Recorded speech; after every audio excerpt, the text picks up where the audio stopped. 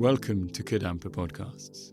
These podcasts offer practical solutions to daily challenges and help guide us to a happier and more peaceful state of mind. In each episode, you will find an extract from a teaching given by one of various Kadampa Buddhist teachers worldwide. All these teachings are inspired by the profound wisdom of Venerable Geshe Khalsang Gyatso Rinpoche, a Buddhist master for our time. We hope you enjoy listening. So first of all, meditation means to familiarize our mind with a virtuous object. And a virtuous object is anything that you focus your mind on that gives rise to the experience of inner peace. Okay? Anything you focus your mind on, which can be a feeling of loving kindness or a feeling of patient acceptance, a positive visualization like we just did in the meditation. It can be a mantra. There are many things you can focus your mind on that transform your mind into a peaceful state. But focusing on a virtuous object is something we can be doing all the time, and not just on the meditation cushion. And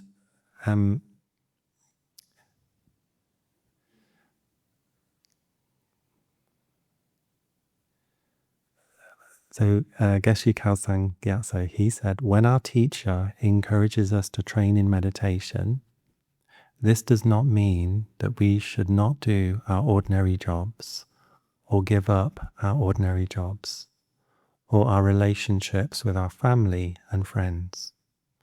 Those who are training in meditation are not abandoning human activity, human jobs, relationships, and so forth. They are trying to integrate their practice of meditation into their daily life. They are trying to unify their daily activity and their practice of meditation together. Okay, so unify daily activity with the practice of meditation. And he said, in this way, those training in meditation try to make their whole life meaningful, peaceful, happy, and harmonious. Every day they are doing this. They are not abandoning daily human activity.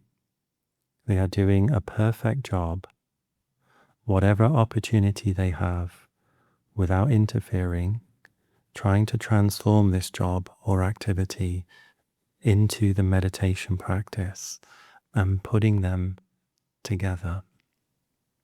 And I think this is an important point because maybe some people feel they've got to change their lifestyle in order to meditate. Like, I don't have enough time to meditate. And maybe you might look at me and think it's okay.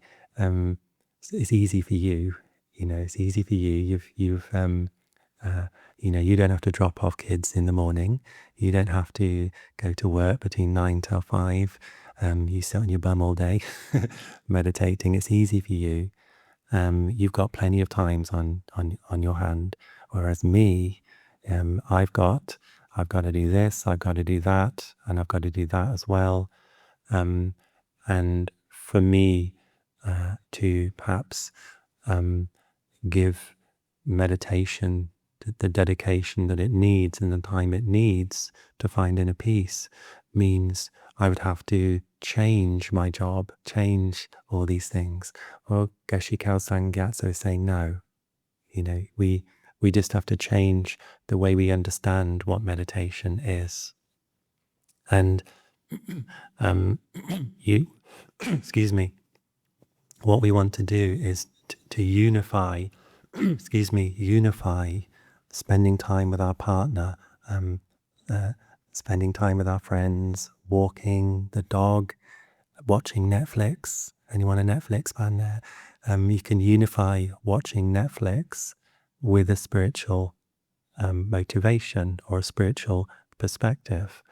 when you're driving, sending emails, we can be practicing meditation whilst doing all those things.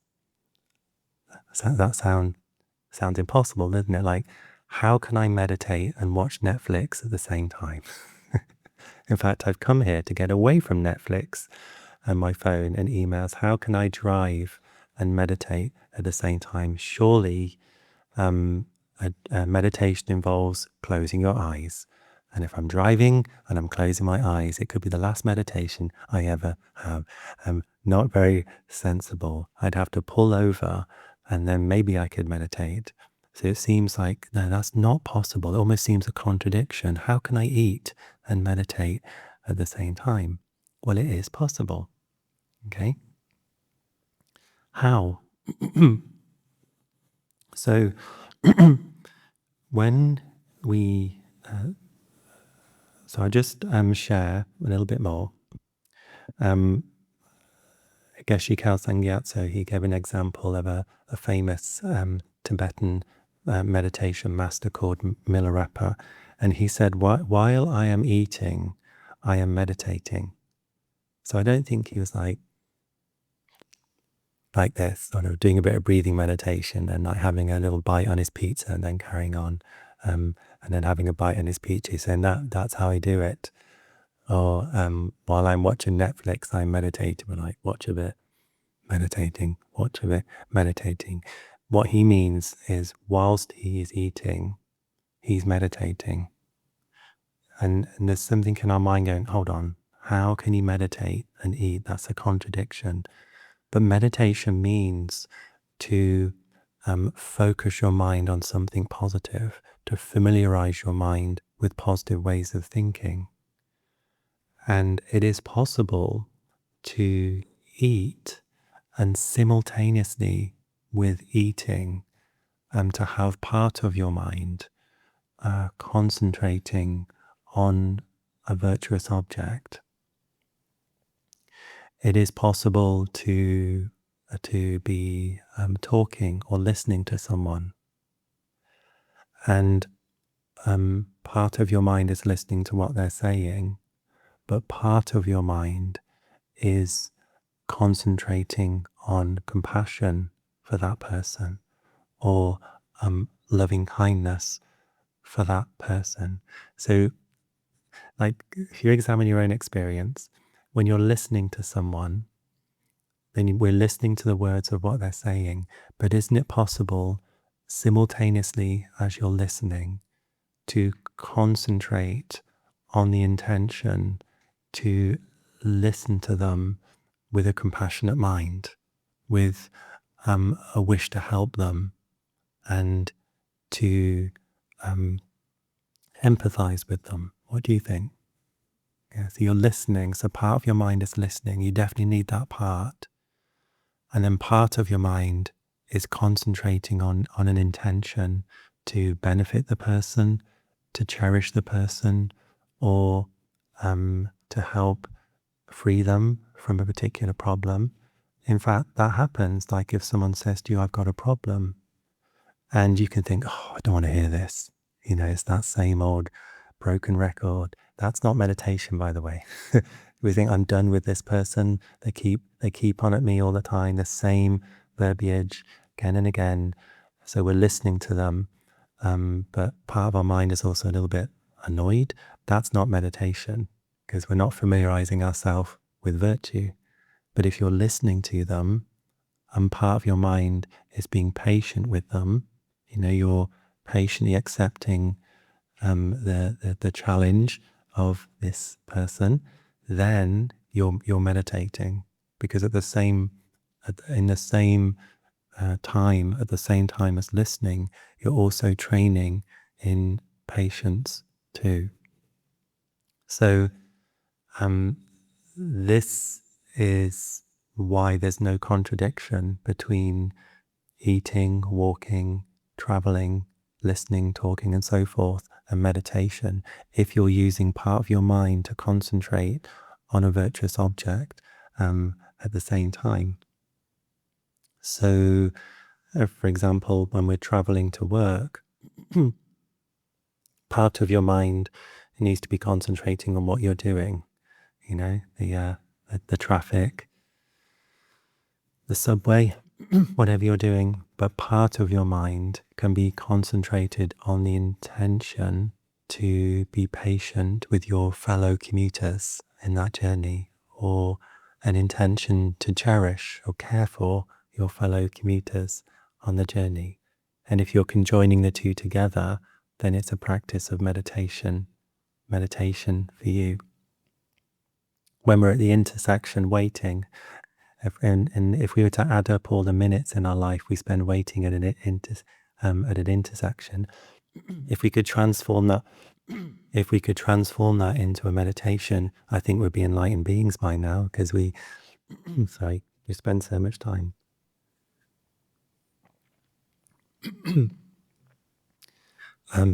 Excuse me. So when we're waiting, part of our mind is watching the lights, but part of our mind could be concentrating on a mantra, just for a minute, focusing on a mantra. You can't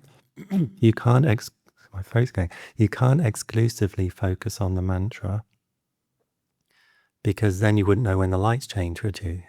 And then you get the people behind you, what are you doing? Leave me alone. But if we concentrate exclusively on the sort of intersection, then there's no conjoining with the spiritual practice. Can you see? We have to have a concentration. We have to be aware of what's going on there. But part of our mind is also concentrated on a virtuous object. So it's quite fun. We can be creative in this. So when it starts raining, you're walking along and it's raining, how are you going to transform that into something positive? Can you think of anything? What could you do? You're walking along, you didn't expect it to rain, the rain is pouring down. So part of your mind needs to get home, but part of your mind could be concentrated on the virtuous object. For example, imagine what it must be like for people who are trapped in floods, natural disasters of floods around the world. You're kind of putting it into perspective, and then you're using the rain as a way in, an avenue into generating compassion for others. You could even imagine, you can try this next time it rains, that every drop of rain is like a little Buddha, a Buddha made of wisdom light. And as each drop of rain lands upon you, it dissolves into your mind. You're receiving a ton of blessings from Buddha, maybe hundreds and hundreds of Buddhas who are the nature of peace, are like dissolving into you. So part of your mind is getting home with the walking, but part of your mind is focused on a positive visualization. And so you're transforming it. Does that make sense? So it's quite fun. You can be quite creative in it. Maybe you can think about how you want to transform showering in the morning or getting in the bath. Like, how can you be creative with that? I mean, normally you may grab the shower head and practice your singing Elvis maybe into the shower. I'm joking. But how can you transform every daily activity into the spiritual path so that your life is a meditation? So Geshe Kelsang Gyatso, to conclude, he said, for example, whenever we are walking, we should always keep a good heart, a good intention, at least the intention to help or to benefit your employer, not only yourself. Doing that would be selfish. Please forget selfish intentions and maintain a good heart to benefit your employer directly and try to help others. At least do this, and in this way maintain a good heart. Then, while you are doing your job, your mind can be mainly concentrated on your ordinary job, but part of your mind is also concentrating on your good heart, your good intention. Also, during the job, when difficulties develop or someone interferes with you and so forth, then part of your mind concentrates on patience. While you are doing your job, you should also concentrate on your practice of patience, not allowing yourself to get angry. So meditation practice should not be outside of your daily activity. You should bring it into your daily activity with your family, your friends, husband, wife, children. At least do not forget concentration on patience, concentration on compassion, concentration on the correct view, and concentration on the correct intention. When you engage in daily activity, if you forget all the previous teachings, then you will receive nothing. You will never change from an ordinary way of life, and your problems of anger and attachment will still remain. So therefore, we need to learn meditation and bring our meditation practice into our daily activity in order to solve our human problems. In this way, we can make ourselves happy and make others happy. It's very simple. Everyone can practice this, whether Buddhist or not. Everyone has the problems of anger and attachment and the problem of selfish intention. So meditation should not be recognized as a heavy or a narrow activity. It is an open activity. Practically, we can carry meditation into our daily life. If you feel inspired by this podcast, then dive deeper into timeless wisdom of modern Kadampa Buddhism by following the link in the episode description. We look forward to reconnecting with you in the next episode of Kadampa Podcasts.